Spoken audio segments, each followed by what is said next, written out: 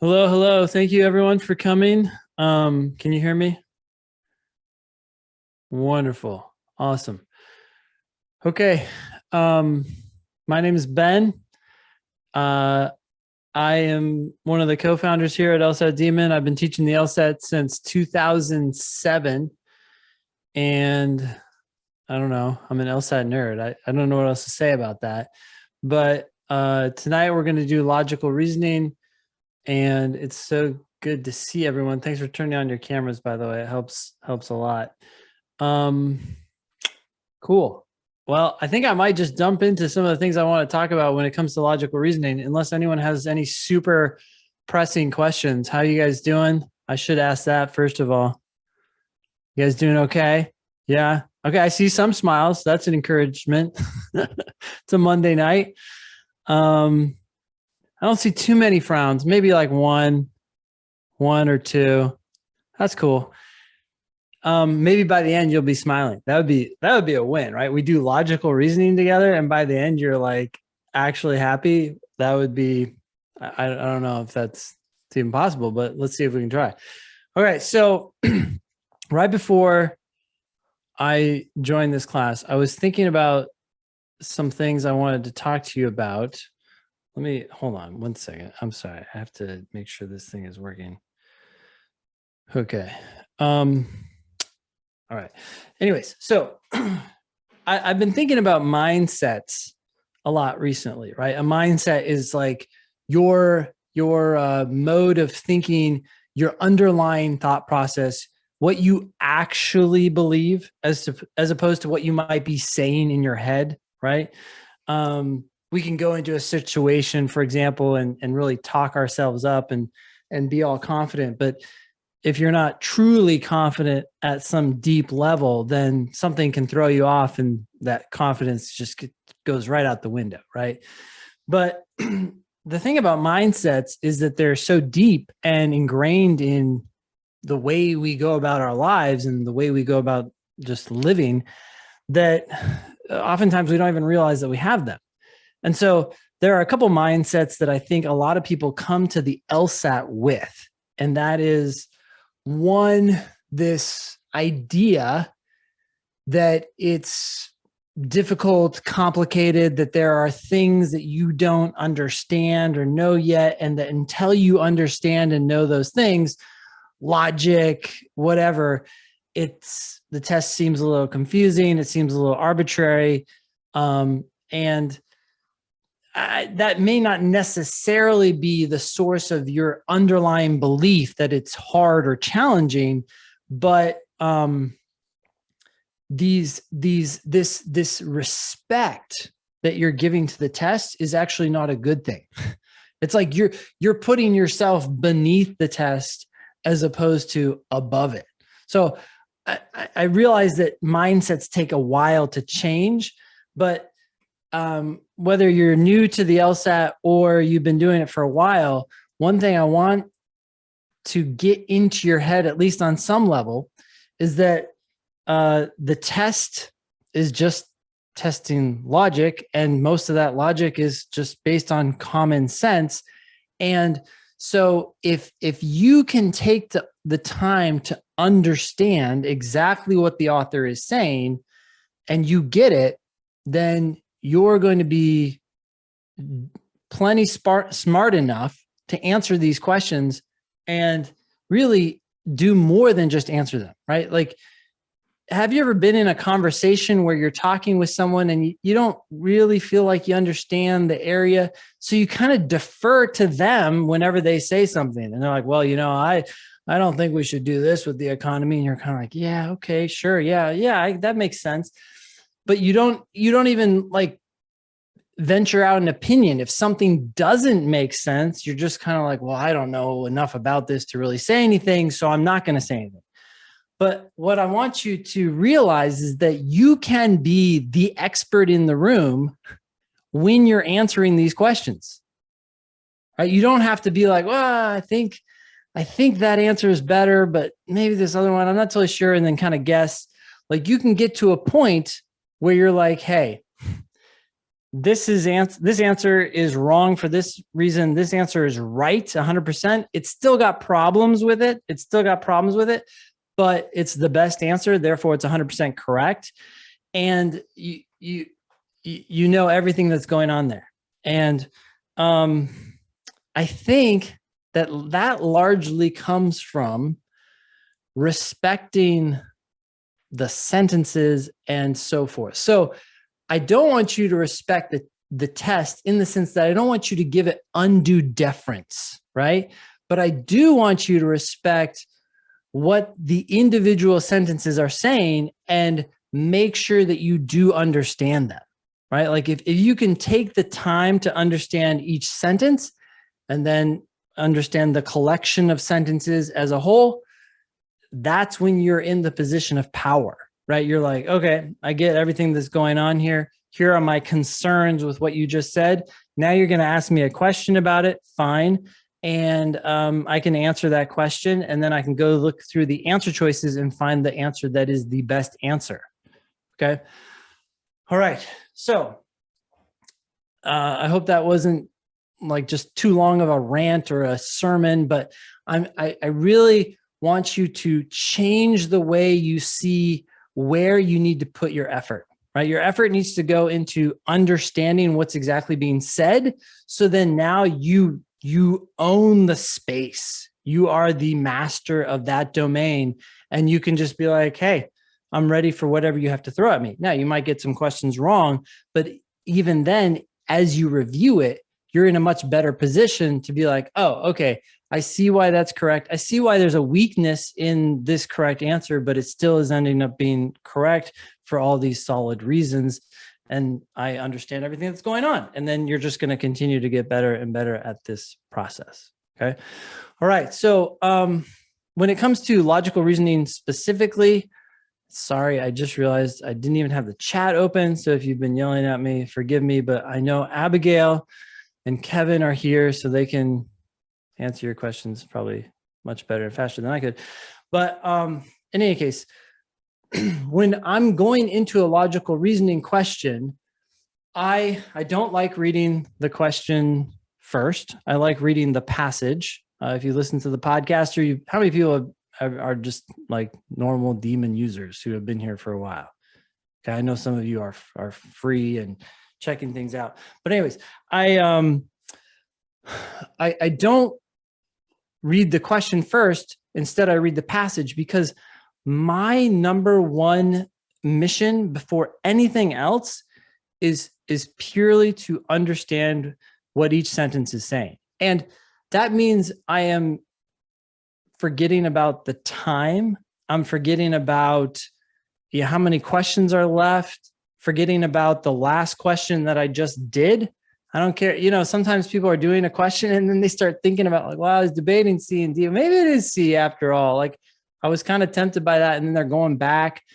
No, it's like, if those thoughts creep in, I pause for half a second and I push them out, right? It's like, okay, the best way, and maybe this actually also comes from another mindset that I didn't think about, but you want to get the belief in your head that the fastest way to get to the correct answer is actually by slowing down and really understanding everything in that passage. If you don't actually believe that, then you're always going to rush just a little bit as you're reading the passage. And then that's going to compromise your understanding of the passage. And then you're not going to be the master of that domain. You're not going to be the owner of what was just said, right? You might be a 90% owner. You might have 80% comprehension, but it's in that last 10 to 20%, especially on the harder questions, where people get tripped up between the most tempting wrong answer and the correct answer, right? So you want to be the owner of that content. And if you can become the owner of that content, then everything goes faster and smoother downhill from there, right? And so if you can really get that belief in your head, then when you're tempted to think about, oh, how much time do I have left? Or, okay, how quickly can I get through reading this passage or anything like that? You can you'll have the strength to push those thoughts out of your head because you'll believe and know that, look, my number one job right now is to understand what is being said, because then that will lead to everything else. Okay. Now, when I'm reading that first sentence, sometimes, actually very often on the LSAT, the first sentence is extraordinarily long. Sometimes they're not, but a lot of times these sentences are wordy and long. So I'm not even necessarily reading the whole first sentence. I'm reading the first clause. And then I'm like, wait, okay, let me get what's going on there. And I'm restating it to myself in simpler terms, right? They're talking about dinosaurs or I don't know, coffee. These themes that keep coming up over and over again. And it's kind of like, okay, I got it. There was a dinosaur. It was big and scary, and it ate, several prey, right? I almost said predators. It wouldn't eat its predators, but it eat its prey, right? A lot of these ideas on the test aren't actually that academic or out of reach. They're presented in sort of this academic tone that makes them sound so special. But at the end of the day, it's like, okay, I got it. There was a big scary dinosaur and it was eating a lot of prey. Okay, I got that idea. What's the next idea? Because when you really own something, you realize how actually simple it is on some level, right? Okay, so I'm reading that first sentence. I'm reading maybe only a clause of it. I get my mind wrapped around what it's essentially saying. It's like, okay, I got it. And then I keep going with that sentence. And when I'm done with that sentence and I get it, then I move on to the next one. And as you're reading, I hope that you're having reactions to it, because when you really own a domain, right, and you're talking with somebody and they say something that doesn't make sense, you say, wait, what? Like, I thought that if the economy is doing well, then we shouldn't, raise interest rates or whatever. I have no idea. But you would inject your objection, right? It's when you don't fully understand something that you kind of nod your head and just listen. As you're reading these arguments, you should be fully understanding them and saying, whoa, hold up. Why are you saying that? That doesn't make sense to me, because it's those objections that are going to lead you to the correct answer, no matter what kind of question they end up asking you. Okay. Sometimes, like, we're in Zoom right now, right? But when I was teaching classes in person, I don't know why, maybe it was easier or something, but I guess I can do it tonight. There's no reason not to, but we would read a passage and then I'd say, what do you guys think of that? And the amount of times when people are like, I don't know, whatever, like they just made some claims. You're not engaged enough if you're not, I'm not saying you have to hate everything. You could actually say, well, I heard what the person said and I thought what they said was 100% true. I agree with it. That's 10 times better though than, well, I don't know. I mean, the LSAT just said it, so I'm ready for the question now. No, you're not ready for the question if you're not having some sort of assessment of whether you think it's good or bad. Most of these arguments are bad. In other words, the conclusion of the argument is not proven by the evidence. And how do you figure that out? You as you read it, you watch your own objections, right? Okay. So reading to understand, slowing down, restating things in my own terms so that I get it, and then making objections along the way. That's my goal. Okay? If you do all that, then I think you're in a much, much better position to answer the question, whatever it ends up being. Okay, so I just threw a lot of stuff at you. Hopefully you're not also just like, yeah, okay, cool. Do you have any objections? Do you guys have any questions or anything? Like, let's figure this out too, because this is a big key to unlocking logical reasoning.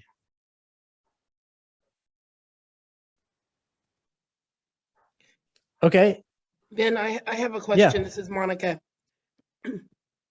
I've been in so many different programs that I'm starting to see a strategy with structuring, diagramming problems. Yep. And it helps me to dissect it and understand it better. Yep. Okay.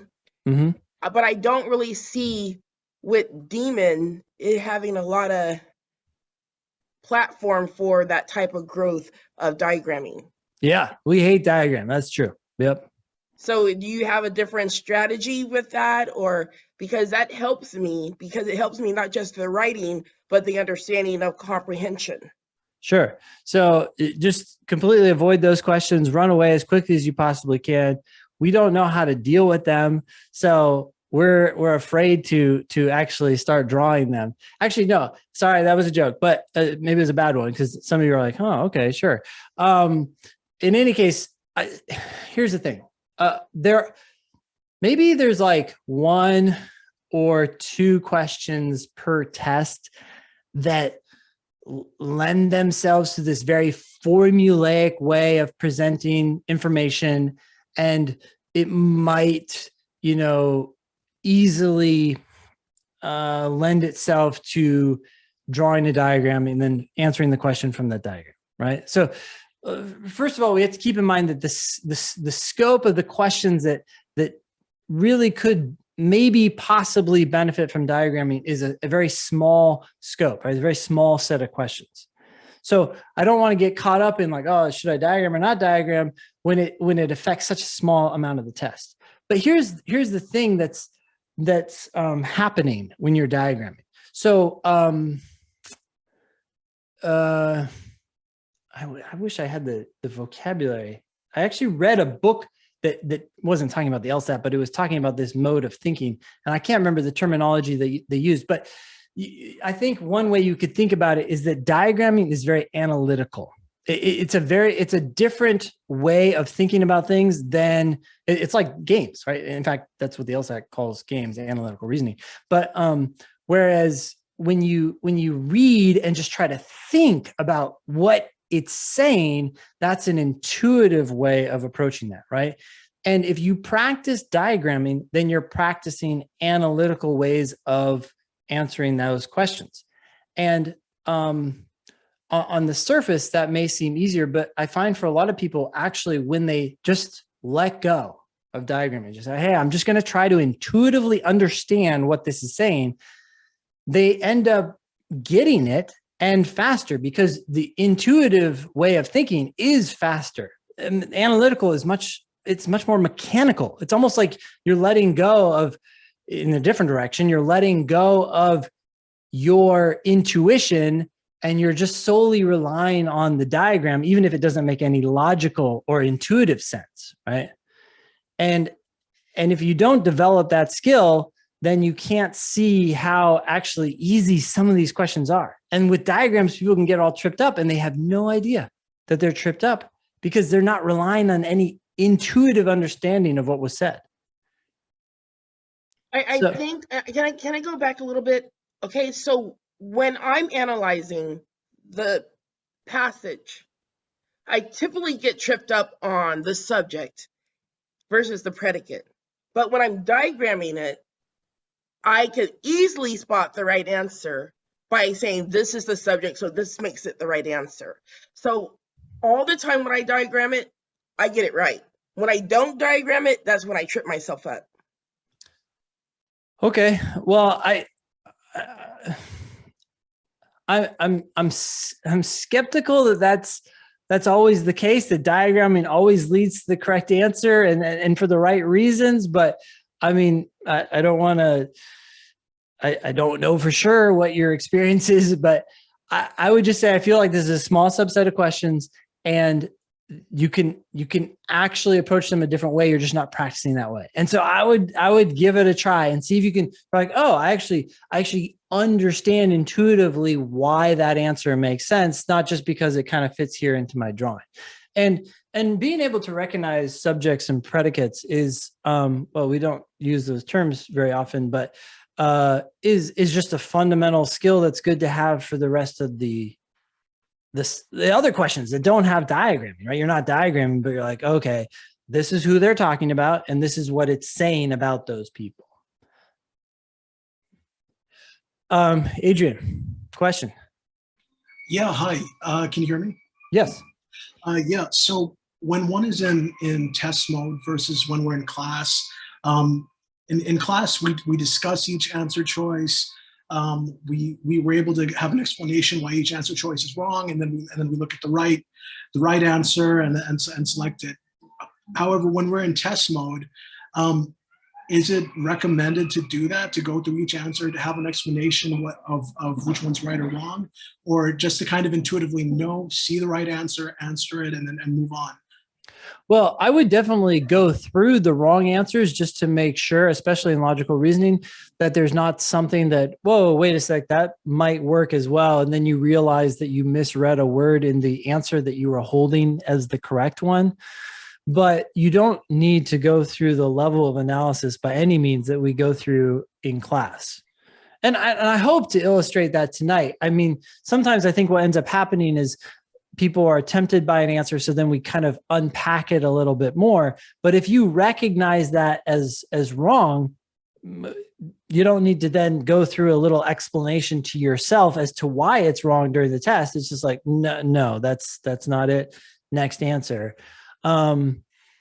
So yes, read all the answers, but don't necessarily fully explain to your or prove to yourself why they're wrong. Just be like, oh yeah, that's wrong for that's wrong. Good enough. Yeah.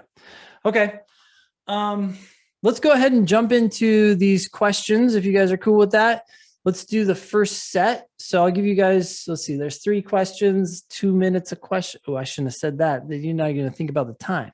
I'm going to give you roughly 6-7 minutes. Don't worry about the time though, because your number one goal is to just understand that first passage. That's it. No, nothing else. If you don't finish these questions, I don't care. If you get the first 2 correct though, because you became the master of that domain for the first question and then did it again for the second question and then ran out of time, that is 10 times better than rushing through all 3 and being like, yeah, I did them, but I kind of didn't understand a couple of them. Nope. So first and foremost, focus on that first sentence, trying to understand it. Let's do those 3 questions and we'll talk in about 6-7 minutes.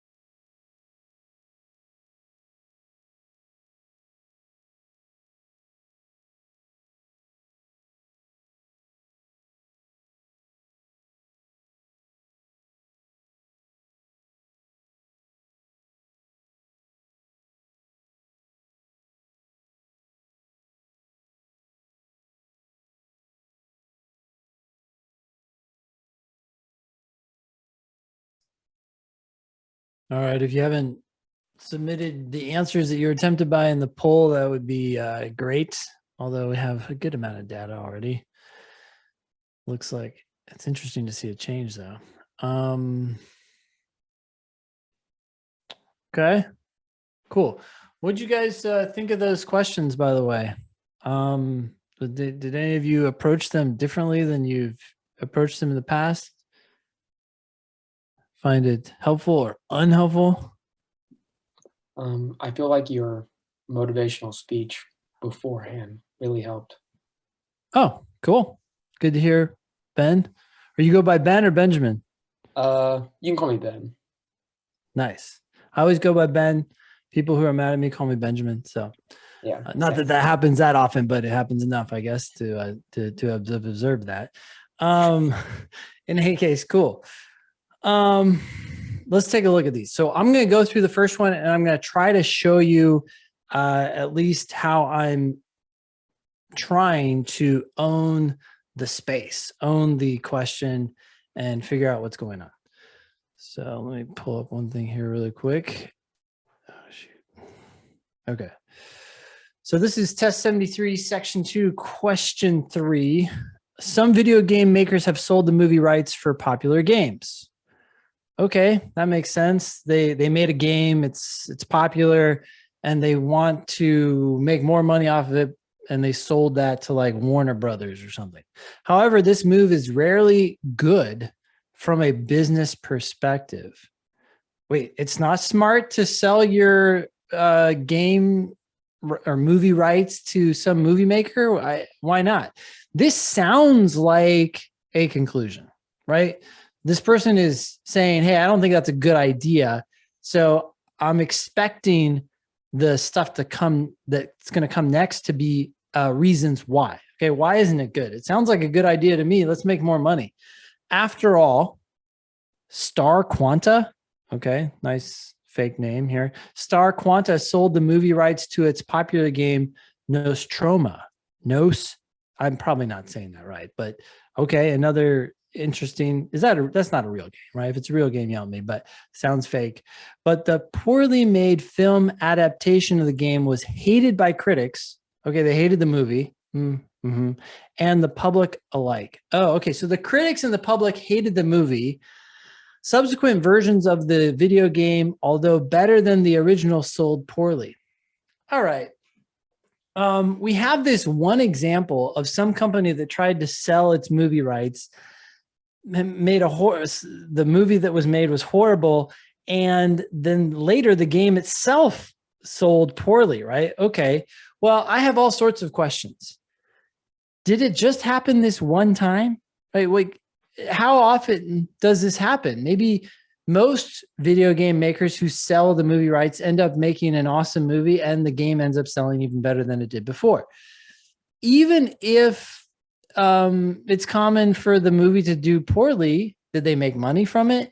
And do the subsequent versions of the video game end up selling poorly? We don't actually know that they sold poorly because of the movie. Maybe they just sold poorly because everybody's sick of playing Nostromo, whatever. They're just sick of it, right? Like Fortnite. I hope that the game dies. But anyways, in any case, it's not a great argument. You don't want to memorize this by any means, but yeah, I think you should just be aware of the fact that the phrase "after all" introduces evidence. Okay, so I said that the second sentence was most likely going to be the conclusion, and then lo and behold, the next sentence started with "after all." Everything that came after that was in fact evidence for why this is not a good idea. But I don't think it's good evidence. I'm just saying that that's the evidence that this author presented. All right. The reasoning in the argument is most vulnerable to criticism that the argument does what? Okay. So this is a flaw question. And I just pointed out several problems. One, we were given only one example. Two, even within that example, do we know that the bad movie is what caused the poor performance with the later video games? We have no idea. Even if people hated a movie, did it still make a ton of money? It could have. Like, there's just so much that's lacking here, right? And that's true for a lot of arguments. When you really own the argument, you're not often going to point out just one problem. You're going to point out two or three. Okay. All right. Answer choice A. The argument draws a conclusion on the basis of just one individual case. Okay, that was one of our objections. It literally did that. This is almost certainly the answer. B. Infers that a product will be disliked by the public merely from the claim that the product was disliked by critics. No, actually, it just came out and said it was disliked by both the public and the critics, not because the critics disliked it. So this didn't even happen. It did something else. And this is not the problem. This is not any of the problems that we identified. C, restates as a conclusion a claim earlier presented as evidence for that conclusion. Does anyone know the name of this flaw? Restates a conclusion as a conclusion, a claim that was earlier presented as evidence for that conclusion. Yes. Yeah, circular reasoning. Oh. Yeah, I'm sorry to talk over some of you. I saw Mark already threw in the chat circular as a bunch of other of you. Yes, circular reasoning is not good. You shouldn't do that. It's a flawed way of arguing. But the interesting thing is that circular reasoning almost never happens in the actual arguments on the test. It does happen. I've seen it like at least 2 or 3 times, but 2 or 3 times is not very many given that the fact that there are over 4,500 or maybe more at this point, 5,000 LR questions out there. So it's not very common, at least in the actual argument, but it is very common as an answer choice. They give it as an answer choice all the time. So the more familiar you get with it, you can be like, aha, okay, this is circular reasoning. They didn't do it here as they almost never do. Unless of course they did, but then you can just cross it out. Anyways, D, takes for granted that products with similar content that are in different media will be of roughly equal popularity. It didn't take this for granted. It just said that this one thing wasn't popular and this other thing wasn't popular. So, and the whole equal popularity thing is strange. We just, yeah. So this is not something that was assumed. They just, in fact, came out and told us this was true about this video game.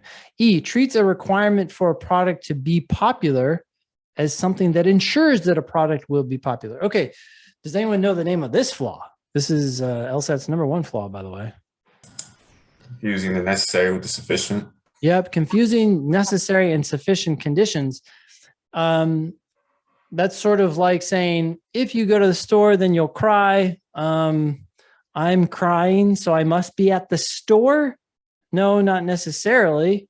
I could be crying for a whole host of other reasons, but that's confusing a sufficient condition, which is the if clause, with the necessary condition, which is the then clause. Anyways, that's not happening here. And so we can say, oh, yep, another common flaw to be mentioned in answer choices, but in this case, it's not happening, so it's wrong. The answer is definitely A. Anyone have any questions about any of that? Okay, let's keep going. Go to the next one, Dragonflies. Okay. This is test 73, section 4, question 15. Heinz emerald dragonflies are an endangered species that live in wetlands. Okay. There are these particular type of dragonflies. They apparently are endangered and they're apparently living in wetlands, which is not surprising to me at all. I don't think I've seen dragonflies anywhere else, but the larvae of these dragonflies can survive only in the water. Okay, they can't survive anywhere else, where they are subject to predation by several species, including red devil crayfish. All right, they can only live in the water. They're being eaten by other species, including these red devils. Surprisingly, the dragonfly populations are more likely to remain healthy in areas where red devil crayfish are present than in areas where without red devil crayfish. Okay. A couple reactions to all of this. First, this last sentence, right? This passage is not an argument. It's just like fact, and then surprising fact. How many people recognize that this was not an argument? Okay. Maybe, half of us? Okay. How many of you then recognize that this question was almost certainly going to ask you what explains the oddity or the paradox or the surprise or the mystery? Okay. If you recognize that, then you're getting very familiar with the test. This is the kind of passage where I'm reading it and I'm like, okay, they're going to ask me why, to try to explain this strange phenomena. And lo and behold, it says, which one of the following, if true, most helps to explain the surprising fact. I am going to try to explain it with my random speculation. Why on earth would they do better when the red devil crayfish are there? The only idea that's coming to my mind right now is, well, these are predators, but maybe these predators are eating other predators. And so, and they just don't need that many dragonfly larvae. So their presence is not good because they eat you, but they also eat things that would eat you a lot more.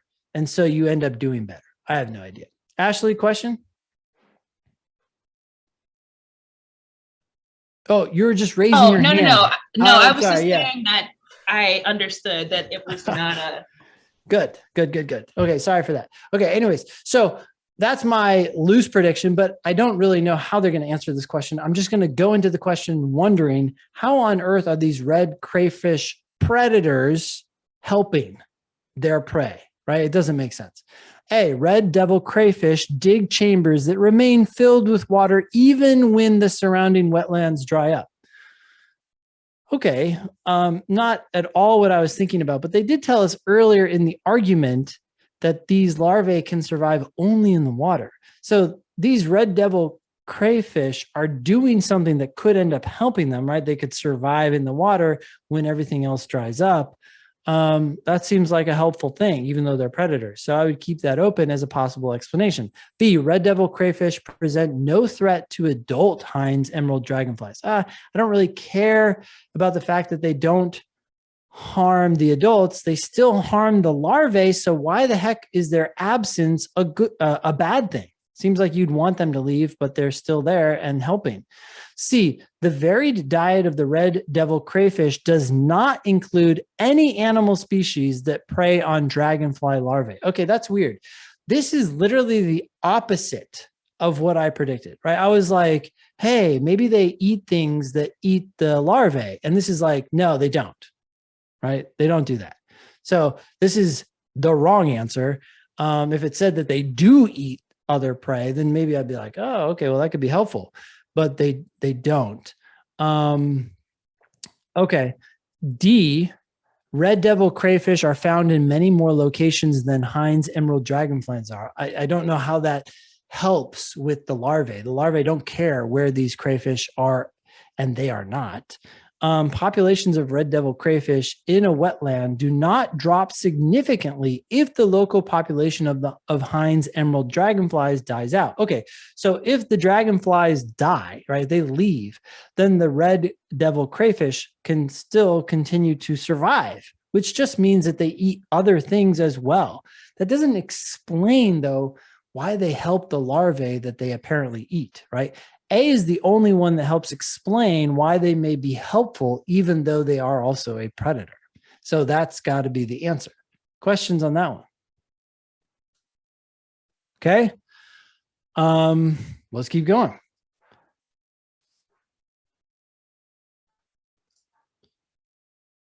Test J, section 3, question 18, editorial list. In all cultures, it is almost universally accepted that one has a moral duty to prevent members of one's family from being harmed.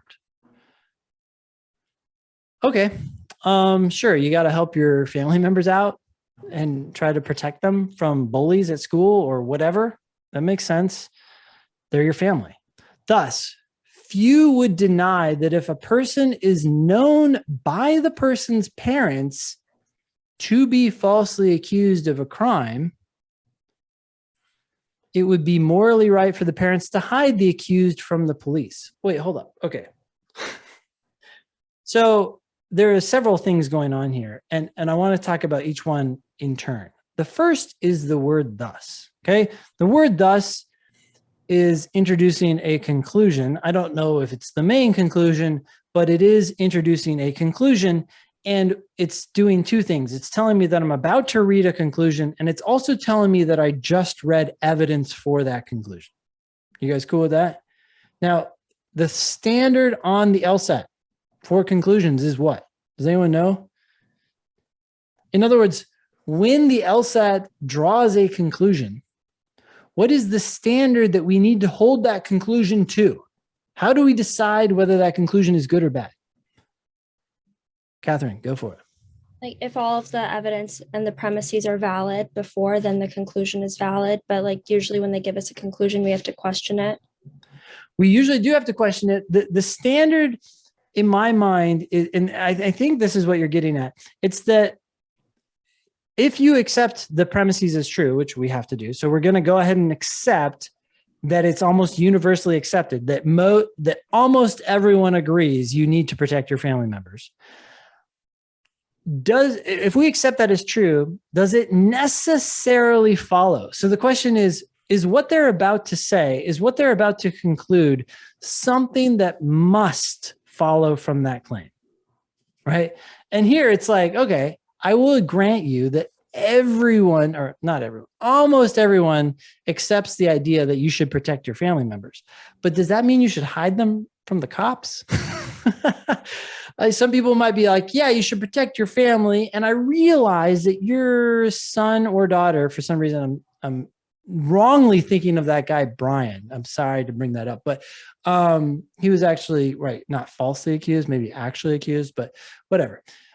If your kid was falsely accused of a crime, you know that, hey, my kid did not commit this crime. Does that mean it's morally right for you to hide them from the police? No, you might be like, yeah, okay, you guys are wrong, but here he is, and we're going to figure this out. Hiding them just seems to make things worse, right? Anyways, so it's not even clear that you're protecting your son or daughter or anyone else in your family by hiding them, but whatever. Oh, and then, okay, so that's my qualm with these first two sentences, is that the second sentence is saying, what I'm about to tell you must be true given what I just told you. And I'm thinking to myself, I don't think that's necessarily true. Even if everybody agrees that you should protect your family, they may not turn around and agree that you should hide them from the cops. Then the next sentence says hence. So what that means is that what I just read was an intermediate conclusion, right? It wasn't the main conclusion of this argument. The author is going further. And so now it's like, okay, what else do you have to say? Hence, it is also likely to be widely accepted that it is sometimes morally right to obstruct the police in their work. All right. If you accept the second sentence, that a lot of people think it's okay to hide your kids from the cops when they're falsely accused, or whoever in your family, then it does seem like that a lot of people would end up agreeing that it's sometimes, not usually, but sometimes morally right to get in the way of the police and their work. But I still don't think that the second sentence follows from the first. It doesn't necessarily have to be true. And it's not even necessarily true that people would agree with the last sentence. They might not think, I don't know, they might agree that it's okay to hide your kid from the police, but they don't think that that's obstructing justice or obstructing the police. It seems like it is, but you know, people are illogical. So just because one belief is widely held doesn't mean that another similar belief or logical belief is also widely held. People are sadly illogical. Okay, so anyways, major problems with this argument. The reasoning in the editorialist argument is most vulnerable to criticism on the grounds that this argument, okay, so it's asking for us to describe a flaw in the argument. A, does this argument utilize a single type of example for the purpose of justifying a broad generalization? No, well, okay. On some weird way, this is describing the relationship between the second sentence and the last sentence, but I wouldn't say that that's a problem. I don't feel like there was a huge problem going from the second sentence to the last sentence. And I'm not even sure that the last sentence is a broad generalization. It is more general than the second sentence. The second sentence was a specific example of hiding people from the police.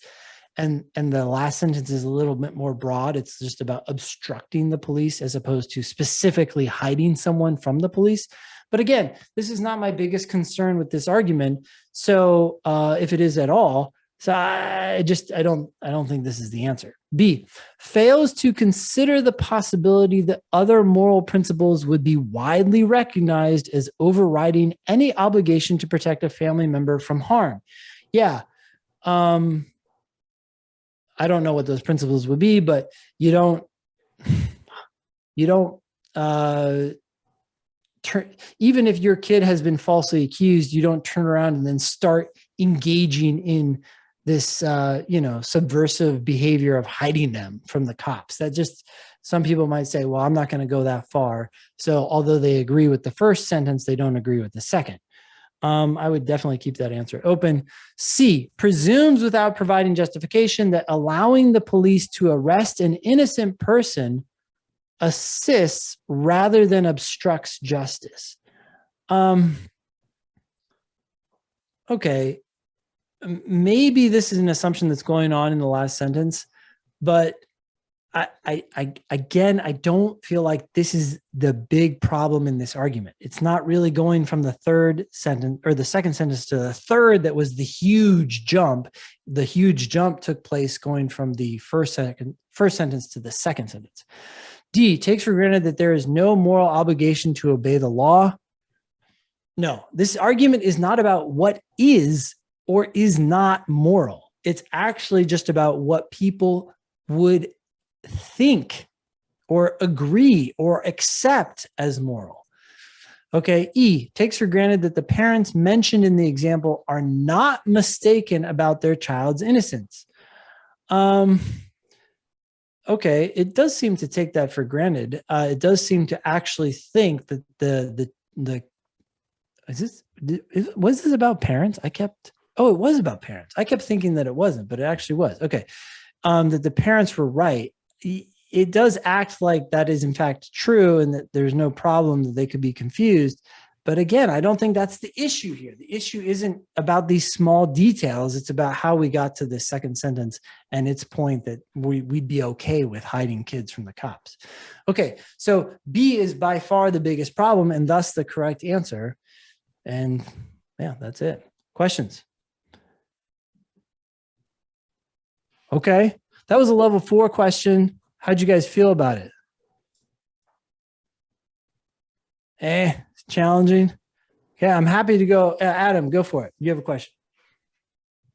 Hi, Ben. I just want to talk a little bit more in depth about question A. I was pretty surprised when I got it wrong. So Yeah. I was looking at the explanation in the demon, Yep. and it was talking about how sometimes it's kind of the big issue with that, with why it throws it off, because sometimes it literally means one or more.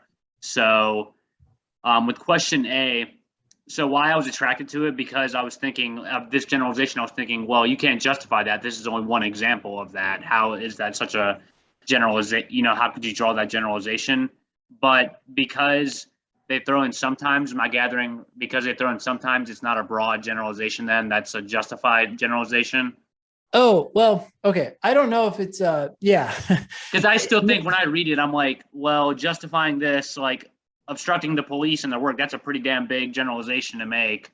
But I guess the sometimes makes it a little bit more technical. Well, sometimes just means,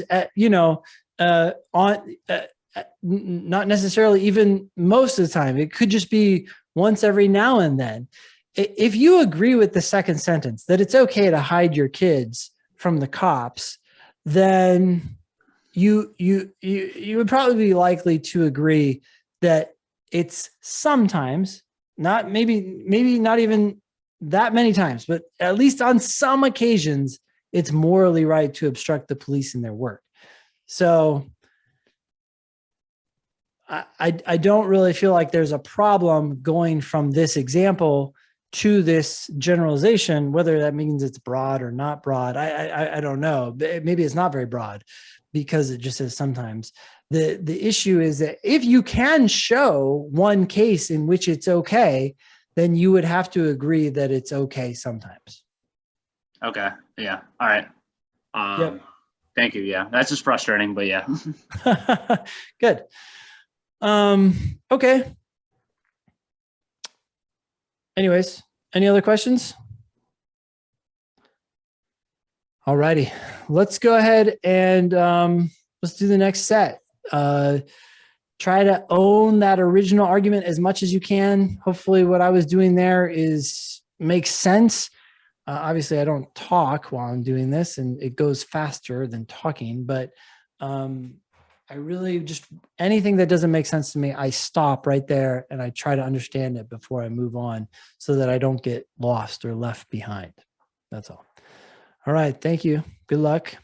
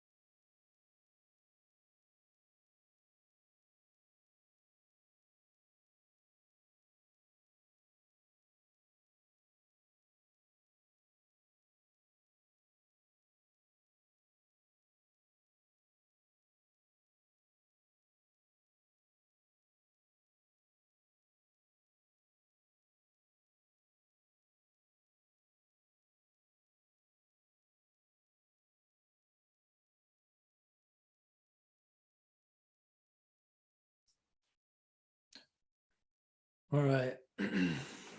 Thanks for submitting your answers to the poll. If you're not finished, sorry for interrupting your process.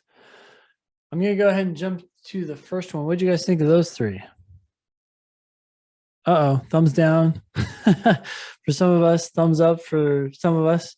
That's pretty common. Good mix. Let's start with this first one. Okay. So test 73, section 2, question 9. Columnist. Research shows significant reductions in the number of people smoking. Okay, people aren't smoking as much as they used to, or not. The number of people smoking. So people just aren't smoking. That's good. That's great. Sorry if you think that's bad, but I think that's good, especially in the number of first-time smokers in those countries that have imposed stringent restrictions on tobacco advertising. Okay, so first-time smokers has also dropped, and particularly in those countries that restrict advertising, or at least restrict advertising more than, say, other countries. All right, so are first-time smokers not smoking, or people aren't taking up smoking in those countries because of the advertising? I don't know. Certainly could be the case. Now this next sentence, this provides substantial grounds. What are grounds? Evidence. Evidence. Yes, exactly. Proof or evidence. This provides substantial grounds for disputing tobacco companies' claims that advertising has no significant causal impact on the tendency to smoke. Okay. That's the conclusion, by the way. If you're going to say, hey, what I just told you is evidence for something, they're saying it's evidence for a conclusion. This person thinks that advertising does have a significant causal impact on the tendency to smoke. My issue with this conclusion is a couple things. One, it says this provides substantial grounds. Yeah, it provides some grounds. It provides some evidence. The fact that first-time smokers are down, especially in those countries that have these strict advertising rules, suggests that advertising could have an effect. But this is the LSAT's probably second most common flaw. And that is, just because two things happen together does not necessarily mean that one is causing the other, right? It's very normal and natural to assume that because the tobacco advertising is so restricted, that is why the number of first-time smokers has gone down in those countries. But what else could be happening?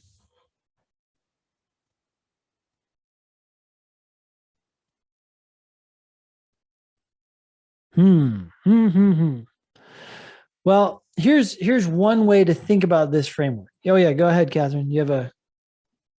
Oh, I wasn't sure if it was a rhetorical question or if you wanted to. Yeah, no, go ahead. Yeah, answer, please. I was just gonna say, like, there's probably there could be something else that's causing the decrease in smokers that is not having nothing to do with advertising. So when I answered this question, I was just looking in the answer choices for an alternate explanation. Absolutely. Like, we know that these things are happening together. And so what you have to keep in mind is when two things happen together, and here we have strict advertising and fewer first-time smokers, it is totally possible that the advertising restrictions are resulting or causing the first-time smokers to be fewer in those countries. That's totally possible. But it doesn't have to be the case. Maybe something else is causing one or both of those things to happen. I have no idea. Maybe when they passed these advertising restrictions, right, they also passed huge taxes on these cigarettes, right? And so, yeah, we got all these restrictions on advertising, but that didn't do shit. Sorry, that was the first profane word of the night, and I just gave it to you guys. But anyways, the advertising didn't do shit. It was actually the huge taxes that were imposed on smoking that led to first-time smokers not even to start. Like, yeah, forget that. I'm poor as it is. I'm not going to take up that habit. We don't know, or maybe something else, right? So anyways, when this person says this provides substantial grounds, I'm already upset, right? Yeah, it provides some grounds, but not substantial. So this conclusion is definitely not proven, and that is the standard. Maybe the tobacco companies are right. Maybe advertising really doesn't do that much. The question, which one of the following, if true, most undermines the columnist reasoning? So the columnist thinks that advertising does have an effect. And we're like, well, maybe it doesn't. A, people who smoke are unlikely to quit merely because they are no longer exposed to tobacco advertising. Okay, if anything, this says, hey, advertising doesn't have that much of an effect, right? So it's actually strengthening the company's position rather than the columnist. So this is I guess we are trying to weaken the columnist, and the columnist, now I'm all twisted around. Okay, what am I trying to say here? So the columnist believes that advertising does have an effect. And and A says, maybe it doesn't. It's interesting. So maybe that does weaken. I was getting all twisted up in myself.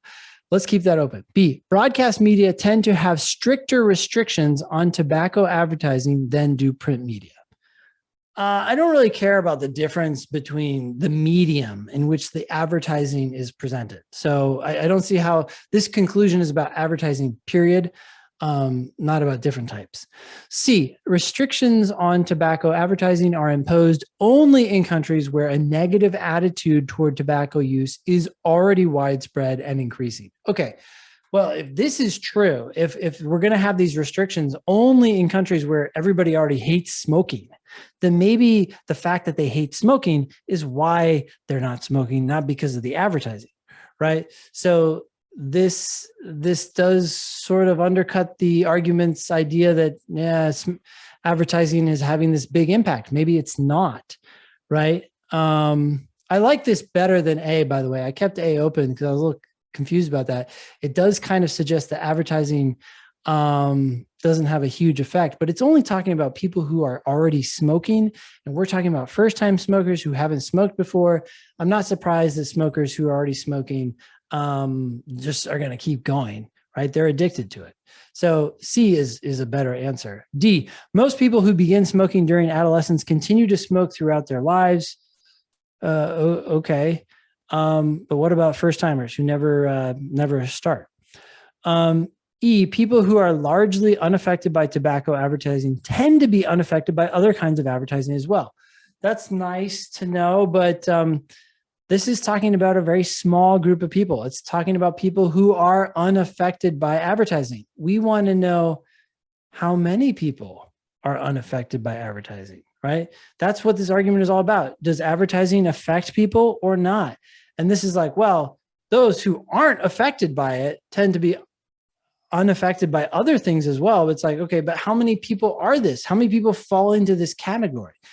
So it kind of misses the real issue here, which is how many people fall into the category. All right, questions about any of that? The answer is C. Okay. I have a quick question. Sorry. Go ahead. I totally understood the question and I got it right, but I have a question in future questions such as this. So I didn't really think about the question type or the conclusion. I kind of just deduced with like real world examples in my mind. I kind of just like logically was like, I instantly thought of the tobacco industry in Europe compared to America, and it just made sense. C just made sense to me. Is that problematic for questions such as this to use real world examples? No, it's actually good. I mean, our objections often, if not always, come from our understanding of why things work or don't work, right? So we need to stay focused on what they're talking about, but to the extent that we can pull up a real or hypothetical example of something that goes against what they're saying, we're in good company. Okay, thank you. Yep. Isabel.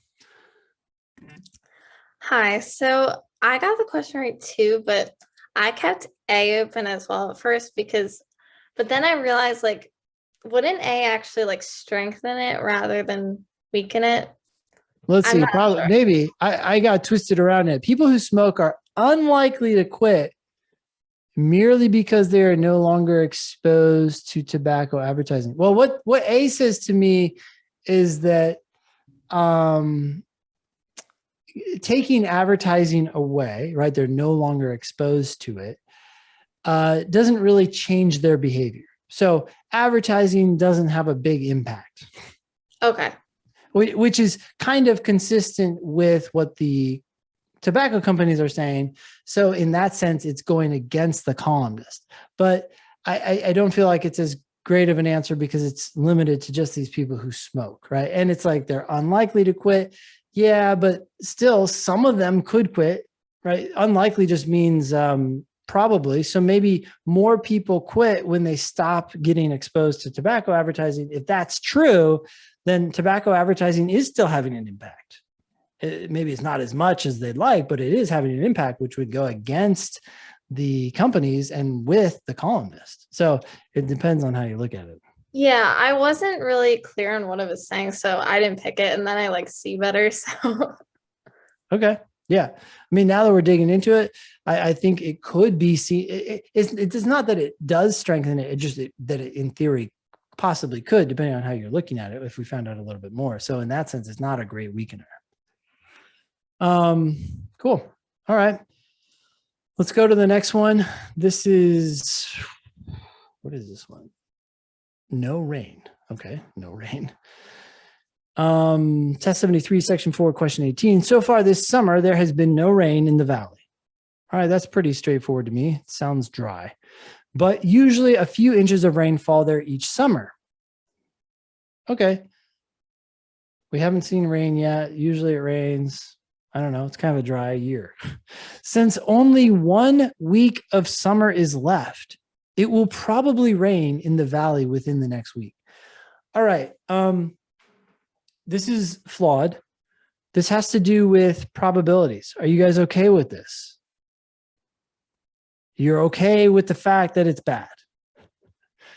Yes. So if we were at the beginning of the summer, we could say it will probably rain sometime this summer. But now that we know it hasn't rained, that's new information, right? And we're just looking forward to the future. And the probability of it raining in the last week is a different question than the probability of it raining at some point during the summer. In fact, it could even be less likely to rain because it's been such a dry year so far. In any case, the flawed pattern of reasoning in the argument above is most similar to that in which one of the following. Okay, I need something that says, hey, X is likely to happen. It hasn't happened yet. So in a smaller window, it's likely to happen, which is really a different question, right? Than whether it's going to happen at all. Something like that. Aisha has finished proofreading all but the last 2 pages of an issue of the journal Parados. Okay, I don't know how to say that journal, but P, and has encountered no errors. Okay. However, there are sometimes a few errors in an issue of the journal P. Okay, actually,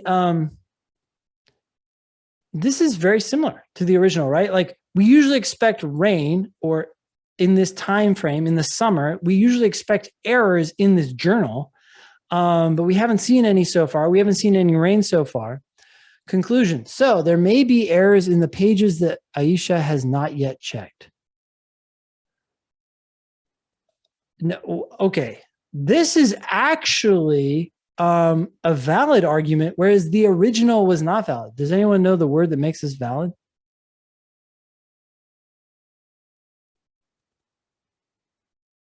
Gabriella says may. Yes. There may be errors. Yeah, sure, there may be, and there may not be. It's a conclusion that's saying almost nothing. And when you conclude very little, it becomes easy to provide evidence for your conclusion. So, I mean, I don't know if it's actually valid, but it's certainly not flawed in the way that the original was flawed, right? The original said it will probably rain. So for this to be correct, it would have to say something like, so there will probably be errors or likely be errors in the pages that she has not checked. Okay, so that's wrong. There are generally few errors in an issue. There are generally few errors in an issue of the journal. Aisha has finished proofreading all but the last 2 pages of an issue of this journal, but has encountered no errors. Okay, it sounds kind of similar to A. The first sentence is a little weird. Hence, there are probably no errors in the pages. What? There are no errors? No, we would expect it to be that there are errors, right? So this is wrong. C, on average, there are a few errors in an issue of the journal. Aisha has finished proofreading all but the last 2 pages of an issue of this journal, but has encountered no errors. Okay, on the right track. So there are probably errors in the pages that she has not yet checked in this issue. Yeah, that's exactly the same thing as the rain argument, right? Hey, it's probably going to rain in the last week. There's probably going to be errors in these last 2 pages. That's got to be the answer, but I'm going to check the last 2 really quickly. Okay, she has proofread several issues of the journal and has encountered no errors. Okay, fine, sounds good. It's like no rain, but there are seldom any errors in an issue of this journal. Oh, wait. I'm sorry. She has proofread several issues. That's a little different, right? But let's keep going. There are seldom any errors in an issue of this journal. So there will probably be no errors in the next issue of the journal. Now, it's like none, right? Or none, almost none. That's not what we're looking for. We're looking for, hey, some, but there hasn't been any, so I expect some to happen. E, there are usually errors in each issue of the journal. Okay, there are usually errors. Okay, there's usually rain.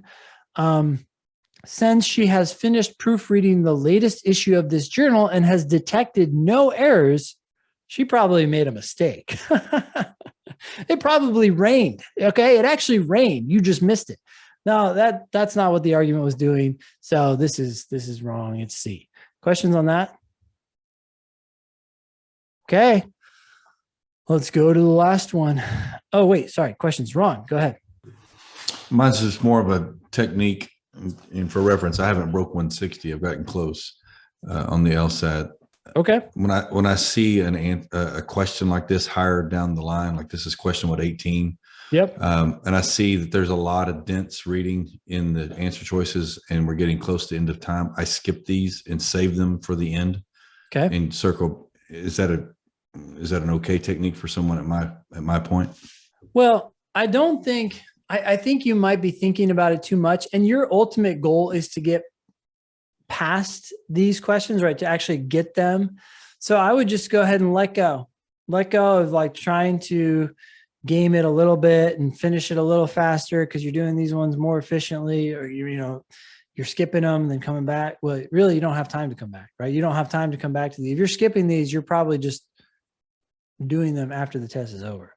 But I would just do them. Just go ahead and do them. Just go straight through, give every question your best shot, and then go to the next one. I think you'll get to where you want to get faster, even if in the short run, now you get slowed down and maybe do 1 or 2 questions fewer than you normally would. Okay, thanks. Don, go ahead. Thanks, Ben. So I was really confused about your explanation right now. This is not in any way at all of your teaching ability. No, go right ahead. That's okay. When I was listening, I was like, it still didn't make sense to me why A was wrong. It did make sense to me why C was right, but I still can't comprehend why A is wrong. Maybe. Sure. It's actually really just comes down to one thing. A started out great. It was like, hey, we usually get errors, but we haven't seen any errors all the way until when? It was like, however, but okay, she had proofread everything but the last 2 pages, right? And she hadn't come across any errors. Mm-hmm. And then it's like, but oh, this is actually another difference. I didn't notice this the first time. It says there are sometimes a few errors in an issue of the journal. Okay, that's analogous to saying this is analogous to the second sentence in the original argument, which said, but usually a few inches of rain fall there each summer. It's slightly different because it doesn't say usually there are errors. It says sometimes there are errors. So notice it's not as strong of a claim, at least in terms of evidence. So, and then it says, but this is the one that just killed it for me. So there may be errors in the pages that she hasn't checked. There may be. So you're not sure. We're not sure. reason. Yeah. It's like if imagine that she does check those last 2 pages, right? And we don't find any errors. And we're like, hey, there weren't any errors after all. Well, the person who's making the argument in A would be like, yeah, okay. I just said there may be errors. I didn't say there were even likely to be errors. There's a possibility of error. Okay. And so that's not as bad of an argument as the original, which was like more assertive and like, okay, well, there's probably going to be rain in these in this next week.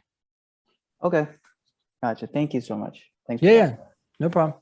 I have one more question, Ben, really quick. Is this so the way to look at these types of questions, is it wrong to see also like the reason why I also picked C, because I felt like the statements were very synonymous to like the question. So it's had like the statement, there's going to be errors, there's no rain. And then it provides a additional like, okay, so she's proofread and there's usually rain. Whereas like, I feel like A has this, it's synonymous, the first sentence with the second sentence. Oh yeah, no. So you actually don't want to worry about the order in which the premises or the conclusion is presented. Thank you. Yep. Cool. Okay, so last one. Let's take a look. Test J, section 2, question 17. It says hospital executive. What does this guy have to say? At a recent conference on nonprofit management, several computer experts maintained that the most significant threat faced by large institutions such as universities and hospitals is unauthorized access to confidential data. Okay, a couple things about this. One, we have a hospital executive talking, right? And here she says, look, I was at this conference and on nonprofit management. I guess universities and hospitals are generally nonprofit. That makes sense. Okay, so I was at this conference and these computer experts, several of them had this opinion, right? When people tell you what other people think, they could agree with them or they could disagree with them or maybe not say anything at all about them, but they're probably going to agree or disagree. That's why they're mentioning them. So at this point in the argument, I'm like, all right, this is what these computer experts said. Do you agree with them? Do you think that they're right? Or do you think that they're wrong? All right. So then, and these computer experts think that, hey, this is your biggest threat is these unauthorized people stealing your data, confidential data. Okay, whatever. In light of this testimony, we should make the protection of our clients' confidentiality our highest priority. Okay, well, the executive appears to agree with these experts and then says we should make the protection of our clients' confidentiality our highest priority. I think that makes sense if you assume a couple things. One, if you assume that the computer experts are right, and they could be wrong about this unauthorized access thing, but it's also strange because it seems like the computer experts are talking about computers, right? They're talking about computer security, and they're saying this is the biggest threat that you face. Yeah, when it comes to computers, but what about the threat of your business failing because you don't have enough customers, right? Or they're not a business, they're a nonprofit, but you're just not getting, or your land bills are so expensive that you can't make your lease payments, and so your hospital is going to go the way of the dinosaur, right? Like this is it's a threat faced by your computers, but is it a threat faced? Is it the one you should make your highest priority? Maybe in the computer realm, but just overall, you might have other issues. Maybe the city council is voting on some measure that's going to restrict your ability to charge insurance companies something. I have no idea, but to say that this is the highest priority is questionable, right? The thing about the LSAT is you have to take what they say literally. So is this the highest priority? That's the question. Catherine, you have a question. Yeah, so you mentioned that one of the flaws with this like paragraph could be that the experts aren't correct. Yep. And saying that the threat is there. But I thought that like all the premises that were given in logical reasoning, we're supposed to assume that they're true. So like Yes. that's what messed me up here is I was like, I thought that way and I was like, oh no, never mind. If it's saying that the experts say that, then that has to be right. But I don't know. Okay, so because it seems the premise. I'm just going to give an example. I apologize if this offends anybody, but it's just the idea that popped into my head. Okay. Nothing. All politicians are wrong. Let's just assume that for half a second. But imagine that our former president said something like, our former president said, it's a good idea to inject yourself with, what was it? Like chlorine or something like that, or that cleanser stuff to help you get rid of COVID. Bleach. Oh, bleach. Yeah, great. Just straight up bleach. Okay, great. Which we all have access to. So thank you. Okay, so there's a difference between claiming that, or what's the difference between these two statements? The former president said that we should use bleach to cure COVID. And bleach cures COVID. Okay, so what I'm getting from that is like the fact is that the experts maintained that the most significant threat faced is unauthorized access. Like that's the fact, not that that's actually the data being unauthorized isn't the fact, but the fact that the experts said it. That's it. That's the fact you have to accept. So you can't come here and be like, they didn't say that. You'd be like, no, they did. They did say that. Yep. Okay. But that's all we can say. We can just say that they said that, but whether what they said is true is a totally different question. But if the LSAT cut, several computer experts maintained that, if we just deleted that and instead it said the most significant threat faced by large institutions, blah, blah, blah, is this confidential data issue, then we'd be like, okay, that is the most significant threat. End of story. Okay, that makes a lot more sense. Thank you. Yep. The question says, the hospital executive's argument is most vulnerable to which one of the following objections? Okay, this is a flaw question yet again, which is not surprising because this is the most common question type, by the way, on the test. In logical reasoning. A, the argument confuses the causes of a problem with the appropriate solutions to that problem. Okay, this person is not confusing, like, oh, the cause of the problem is people coming after us, and the solution to that problem is this other thing. And I'm actually confusing those two things. I think the solution to the problem is the people coming after us. No, this person isn't confusing causes and solutions. Like, oh, I'm mixed up about which one is which. So that's not happening here. Thus, this is wrong. B, the argument relies on the testimony of experts whose expertise is not shown to be sufficiently broad to support their general claim. Yes, I know it's kind of a wordy answer, but the experts have, for all we know, they're computer experts. So their expertise is broad enough to cover computer problems. But when you turn around and say, okay, well, therefore, this is our highest priority, this is our biggest problem, and you ignore everything else, it's like, do you know about finances? Do you know about politics? Are you sure, computer expert, that this is the biggest problem facing that hospital? Maybe it's just the plumbing. They can't get the plumbing right, and everybody's getting sick from the bad plumbing. Like that could be their biggest problem. You just don't know anything about it. So they have it. The argument has not shown that they have the expertise to make such a broad claim. That's going to be correct. C, the argument assumes that a correlation between two phenomena is evidence that one is the cause of the other. Okay.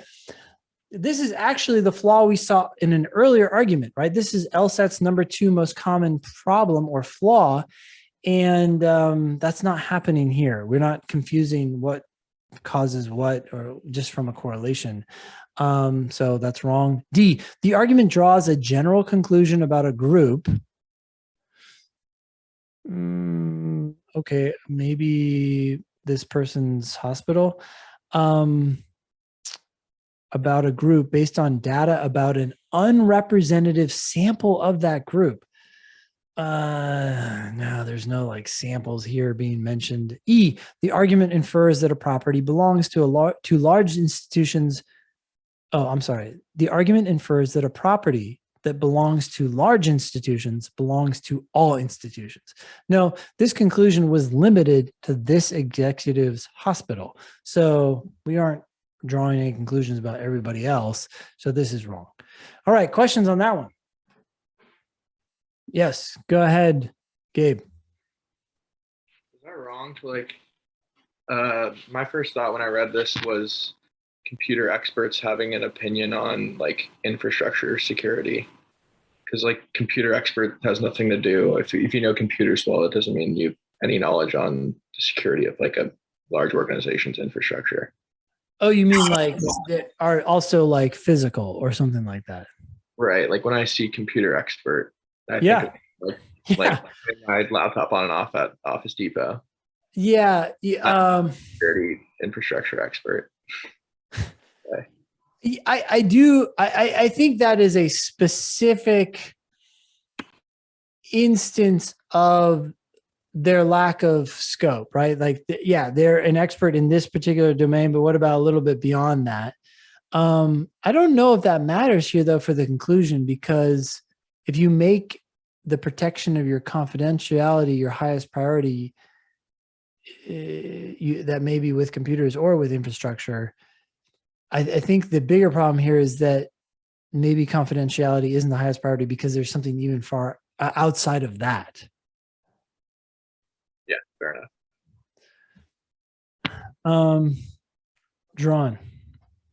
When I first read the passage or the paragraph, my initial thought was just because something is the most significant threat, does that necessarily mean that it should be your highest priority? Yeah, okay, that's another possible objection. Let's assume for a second that it is actually the most significant threat to your organization. That there are all other threats have been considered, right? Political, financial, whatever, structural. And you're like, okay, this is the most significant threat facing us. Then should something else be your highest priority? Maybe, but it's not like we're as angry about that as we are about other things, right? Going from biggest threat, if it actually is your biggest threat, to, oh, that means it's my highest priority. It is a jump, but how big of a jump is that, right? How many people are going to hear that and be like, well, that's bullshit, right? Like most people are like, yeah, it probably should be your highest priority. So for future questions, if I see something similar to that, I shouldn't automatically assume that would be the flaw. Yes. So here's the question that we're always, it's actually good that you recognize there's a jump in reasoning there, but the question always becomes, okay, how many people, and generally we want to think of a group of smart people, how many people in a large group of smart people are going to stand up and say, hey, that's not necessarily true, right? Like, yes, technically people say, well, okay, just because something's the biggest threat doesn't necessarily mean it should be your highest priority, but they're not going to die on it, right? They're not going to be like, they're going to be like, well, man, probably. I mean, that stands to reason. So the question is always, how unreasonable is the assumption compared to the other assumptions being made? It's mildly unreasonable, mildly, but the others are much more problematic. Okay, thank you. Yep. Cool. Any other questions on this question? Okay.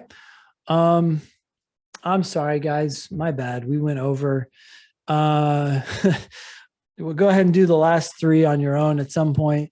And if you have questions on them, you can hit the ask button, of course. I'm happy to stay here for a little bit longer and answer any questions you guys have. You're also, of course, free to leave, as many of you already have. We're over time, but you don't need to stay at the same time. If you have questions, shoot. Drawn, go ahead. Yeah. Sometimes when I'm taking the exam on logical reasoning in particular, like I would read the answer choice, like say it was A, and I'll be like 99% sure it's correct. Yep. And I'll select it and just move on. Is that bad practice to not go through every single question? Yeah, I would just go through all 5 answers. What's going to happen is as you get better at the test, you also get better at dismissing answers before you even finish reading them.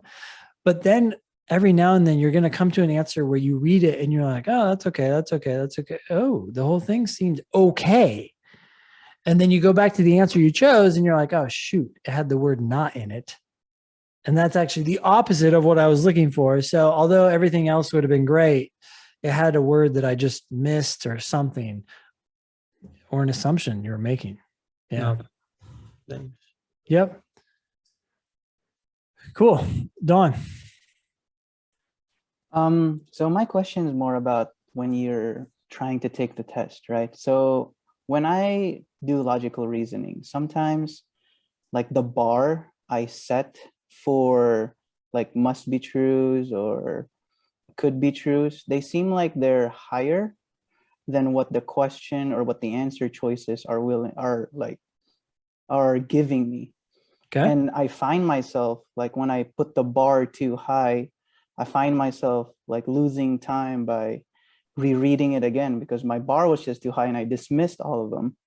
And then I was like, oh crap, like I just assumed like the worst out of all of these. So here, let me try and do this again. And then, so I find myself losing time that way. Like, do you have any advice for that kind of situation? Well, yeah. So one, you could, in general, I think that's a good thing. I think most people suffer from the opposite problem, which is they don't have a high enough bar. And so they're picking answers that are not good and they're moving on too quickly, right? So you're in a good spot. I do think you have to make sure that one, there are a lot of answers, correct answers on the test that are bad. But when I say that, that's not an excuse to think that the test is arbitrary or something like that. All I'm saying is it's not perfect. But when it comes to the other answer choices, it's hands down the best. Like the second place answer is so far behind it that it's not even questionable. So I can say with confidence, this is 100% correct, even though there are some technical issues with why it might not be perfect. And so you're recognizing those technical issues, which is a good thing. But I guess just remember that it's constantly a game of which answer is best. So you could maybe be a little softer, keep an answer open, and just remember when you come to another answer, if no other answer is better, then that's the answer. And if an answer does come along that is better, then you immediately know that the one you had kept open was wrong. I see. Okay. Yeah, because that's been my problem for like most of the LR section, time sections that I've been doing. Mm-hmm. So I'm going to try and do that. Thank you so much. Yep. Okay. Jessica. Hi, if you don't mind going back to the new rain question really quick. Yeah. So what I did what I usually do with the parallel reasoning, let me know if I'm setting myself up for failure with this, but I literally just match words. Like I picked the correct answer because I had no, few, and probably. Yeah. So that is actually, that is going to set you up for failure. Not trying to be harsh, but they write questions that tap into the misconceptions around oversimplifying these questions. Okay. So I've even seen questions where, yeah, the original argument used the word most, but it used it in a way that was not logically significant, right? So, for example, this is a really obvious example, but they said like, hey, most scientists make this claim. Well, whether it's most scientists or many scientists, we don't care. It's just an opinion of some group of people. But then in the wrong answer, they used most for the group of people that they were talking about. And in the correct answer, I think they deliberately used like one person or some or, a few people. And so, a ton of people are instantly crossing that out because they're like, hey, the original talked about most scientists. And I know that most means more than half and some means at least one. So this test is so easy. I'm out of here. And they just crossed out the wrong answer because logically speaking, that didn't matter in that argument. In some other argument, most could make all the difference, right? Because most is different logically than some, but only if that's central to the reasoning. Got it. Thank you. Yeah. Cool. Star. Hi. So I've been using you guys for like a few weeks and it's definitely helped a lot. But I noticed like with my logical reasoning sections, sometimes on a question, I'm getting down to those two answers. And there's somewhere like, once I see the right answer, I can kind of figure out where I went wrong. Okay. But then there's sometimes where I'm just like sitting there looking and I just cannot figure out which one is the one to go with. And then I end up picking the wrong one. Yeah. So I'm just wondering, do you have any like advice as far as what kind of questions I could like ask myself to kind of deduce where I'm going? Because I feel like that's my problem. Like I look at them, I'm like, well, they both feel like they could work. And I know I'm missing something, but I'm not sure what I could ask myself to really help me like pass that step. Yeah. So a couple of things to keep in mind. One, you could be stuck because you don't have as crystal clear of an image in your head of what was being said in the original argument. And so sometimes, unfortunately, the solution may be to reread the argument and really make sure you understand it. The same, obviously, you don't want to do that every time. You want to get to the point where you're reading it and understanding it from the get-go, right? So you don't have to go back and read it again. But if that is the source of the problem, then unfortunately, that is really the only solution to that problem, right? Because you're going into the answers with a slightly fuzzy understanding, and that crystal clear understanding may be all the difference between the two closest answers. If the problem stems from your understanding of the question, which is far less common, but it does happen sometimes. You understand the argument or the passage, but you don't understand the question, then you have to reread the question. If your understanding stems or your misunderstanding stems from the answer choices that you're debating, then what you need to do is you need to reread them. Now, I know I've just told you to reread a bunch of stuff, but those are the main sources of the problem, either the passage, the question, or the two answer choices that you're debating. If the problem stems from the two answer choices, then I would suggest looking at the two answer choices and determining what is the same between them. Because what is the same between the answer choices is not the thing that's going to make one right over the other. It's what's different, right? So as you go through the answer choices, you're like, oh, okay, well, that's actually kind of similar. That's kind of similar. That's kind of that right there. That's different. Does that difference matter here? And if it does, in what direction, right? So sometimes people are like, or I guess I shouldn't say some people, I've done this. I'm like debating an answer and I'm all obsessed about some word. I'm like, yeah, I just don't know if that really is going to strengthen it. Like I think, and then I look at the other answer I'm debating and it uses the same word in the same way. It's like, okay, well that, unless it's some other answer choice, that can't be the problem. So I got to dig deeper into the answers, figure out what's similar so I can really figure out what's different. Thank you. Yeah. Okay, Lauren. Hi, I just have a question about something that you mentioned earlier. Yeah. You said that you don't really recommend like reading the question first before like reading the passage or the prompt. Is Yep. that something that you suggest just for this section? Because I find that sometimes it helps for like the reading comprehension section, or Yeah, should I apply that to the whole test? No, I do it for the whole test. So I same in games, same in reading comprehension, and same in logical reasoning. It's like I view this test as a test of actually the whole entire test is reading comprehension. So if I can pass that first test, if I can comprehend what they're telling me, then everything else becomes a lot easier. And my concern with reading the question first, in some situations, it may not matter at all. But in most situations, it starts to occupy space. And I want 100% space for just like, what did you say? And what do I think of what you said? Okay, thank you. Yep. Cool. Drawn. Sorry, one last thing. Yeah.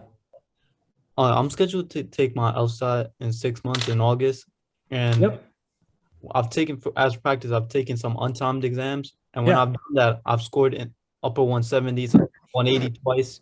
But whenever I go timed, I'm mid 155s. As like I know I read really slowly, but it's like, is there any way I could just get a lot faster at this? Yeah, that's really interesting. So you've scored 180 untimed. Yeah. Okay. Well, it a lot of times what happens is people take a test untimed and maybe they score 165 or 168 or even 170. And they're like, oh, see, like I got this test. It's like, well, it's a little bit strange because you were untimed and yet you still got some wrong. So there's some things that no matter how much time you're given, you don't understand, right? But you're getting a 180. You might have still got some questions wrong, but that's okay. But you're basically telling me that you without the time, you understood everything that they were asking you. Because in like almost entirely. In reading comp, if I read the passage a few times and go back to question and do that, I could get it. But if I read it just one time and have to do the questions, it's like I don't understand the thing I just read. Yeah. Okay. So a couple things. One, you're going to want to practice doing time sections every other day at least, and have that timer going, but get used to ignoring it, right? So get comfortable with not finishing. That's step one. Get comfortable with not finishing, and your score will be capped because you're not doing some of the questions, but at the same time, it's got to come above 155, 160. I mean, if you're getting them all correct without time, with time, let's just focus on the percentage. Let's focus on 100% correct of the ones you do, right? And the demon can tell you that because it'll show you, oh, these are the ones you didn't do, and here are the ones you did, and this is your accuracy on those. The other thing I would focus on, you talked about this idea of like, if you read it several times, you get it. My concern is that you're not stopping soon enough and catching when you don't understand something. So when you read that first sentence, if you're like getting a cloudy an understanding, but it's a little fuzzy, but it's enough to like trick yourself into thinking, okay, I kind of get what they're talking about. And then you move on, you're not bringing yourself or holding yourself to the level of understanding that you need to hold yourself to before you go into the next sentence. And what you'll find is actually you spend a lot of time up at the beginning of these reading comp passages, but less and less time as you go into them, because the more you own the stuff up at the top, the easier it gets as you go down. You're like, oh yeah, okay, we are on the same page. I get what this person is saying. You might disagree with them, but you get what they're saying, so you can read faster and faster. So you don't really need to put yourself in a position where you have to read the passage more than once. Okay. All right. Thank you. Yep. Cool. Any other questions? All right, guys. Thank you for your time. Thank you for coming. If you have any suggestions or feedback, please hit that feedback thing. Negative feedback is actually the most constructive. I think that's why we call it constructive feedback. So feel free to tell me what you did not like, because then I can change that. If you want to say what you like too, that's helpful. We can keep doing that. But anyways, thank you so much for coming and good luck. Thank you.